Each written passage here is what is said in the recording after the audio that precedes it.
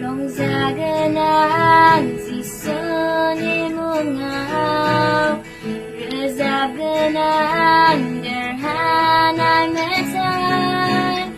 Lada gasai nang nagotaya Manar mohima gasai nang ni Sibigan nang kamyo Ziu tasani Gasai gasasam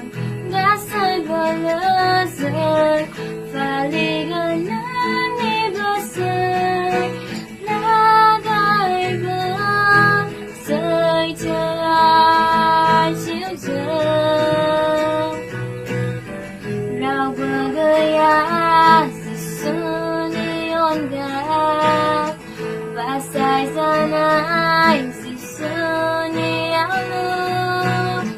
Hadabina Yani silko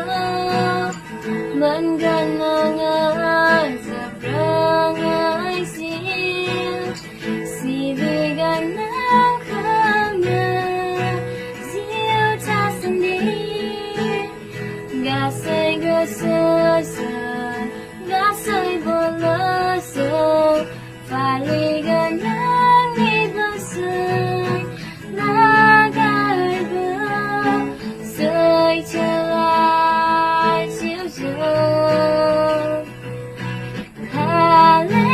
Hallelujah Nang raja ng muhan Hallelujah Nang basay gra Hallelujah Nang raja ng muhan Hallelujah Nang basay gra Hallelujah Nang raja ng muhan Hallelujah Nang basay gra Hallelujah Nang raja ng muhan Hallelujah Nang basay gra Sibigan ng kanya